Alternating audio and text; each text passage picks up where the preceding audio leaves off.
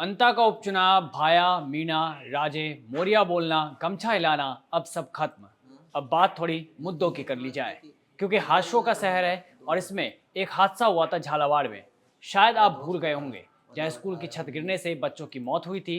इस मामले में सरकार ने परिजनों को मुआवजे के तौर पर बकरी देकर अपनी संवेदनाएं तो दिखाई दी थी। आप भी सोच रहे होंगे कि हादसे के इतने दिनों बाद आखिर झालावाड़ पर बात क्यों कर रहे हैं। पर इस मामले में, क्योंकि जो सवाल कोर्ट ने सरकार से पूछे हैं, वो आपकी आंखें खोल देगा। दरअसल हाईकोर्ट ने जर्जर स्कूल भवनों के मामले पर सुनवाई के दौरान मौखिक टिप्पणी की कि 2047 के विजन की बात की जा रही है, लेकिन प्लान कहाँ है।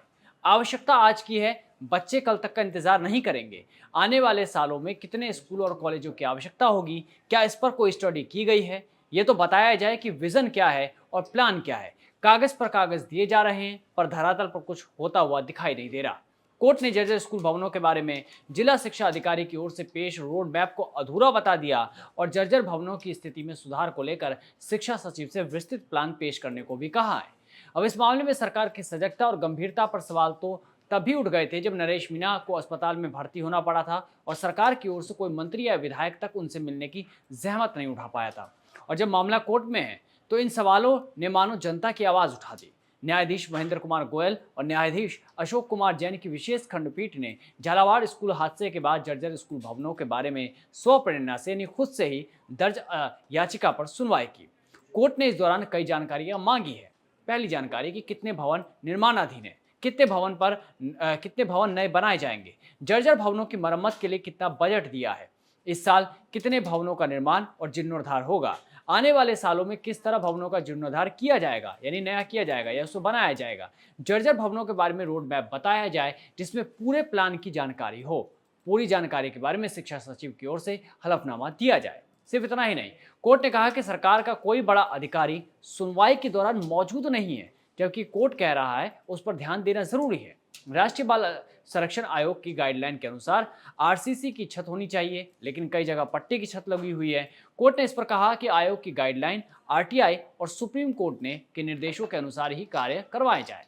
बता दें कि हादसे के बाद आयुक्त शिक्षा की ओर से सभी जिलों के मुख्य जिला शिक्षा अधिकारी एवं समसा के पदेन जिला परियोजना समन्वयकों को पत्र लिखकर जर्जर भवनों को जमींदोज करने की कार्रवाई सुनिश्चित करने के निर्देश दिए गए थे। आयुक्त ने बताया कि जिला कलेक्टरों के माध्यम से गठित तकनीकी दलों की ओर से किए गए सर्वे के अनुसार प्रदेश में सर्वे रिपोर्ट के मुताबिक 3,768 राजकीय विद्यालय भवन जर्जर पाए गए हैं।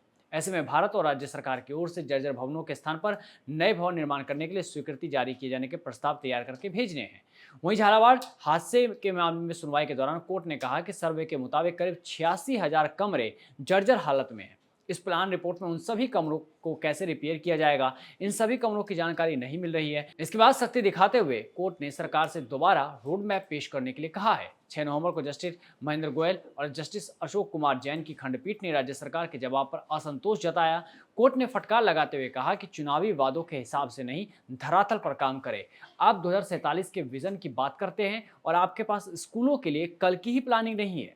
अब कोर्ट की इन टिप्पणियों ने न सिर्फ सरकार बल्कि प्रशासन पर भी गंभीर सवाल उठा दिए हैं। साथ ही सवाल ये भी कि अब तक क्या क्या एक्शन लिया गया, क्या विधानसभा में इसकी जानकारी दी जाएगी। याद हो, पिछले सत्र में झालावाड़ पीड़ितों के लिए मौन तक नहीं रखा गया था, जिसके बाद नेता प्रतिपक्ष लेकर तमाम विपक्ष के नेताओं ने नाराजगी जताई, तब जाकर उनके लिए श्रद्धांजलि रखी गई। राजस्थान में हुए इस भयावह हादसे के कारण अब सरकार या प्रशासन सीरियस लेती है या नहीं। अगर सीरियस नहीं लेती तो इससे बड़ा दुर्भाग्य राजस्थान के लिए नहीं हो सकता।